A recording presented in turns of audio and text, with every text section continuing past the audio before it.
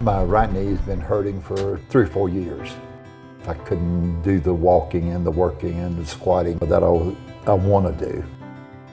It just got to the point where I knew I needed to get something done for it.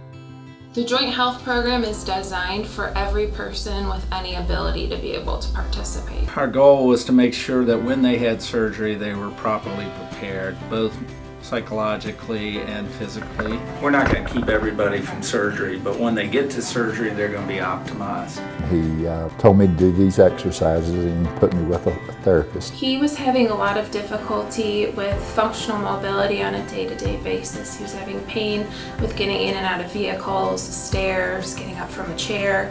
What we're really looking to do is change your lifestyle and create a long-term change in your joint health. We initially started by just introducing gentle range of motion for his knee and simple strengthening. Then we started advancing those strengthening exercises. When my knees started going down, then I started doing less and less and less, and Andrea is pushing me to do more and more and more.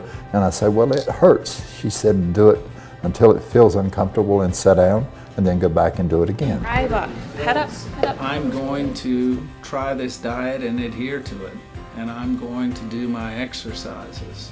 That patient is going to get better. That's engagement. Just the sheer recovery time and supposedly the pain after surgery will be well worth waiting and getting my core muscles. It will help me immensely.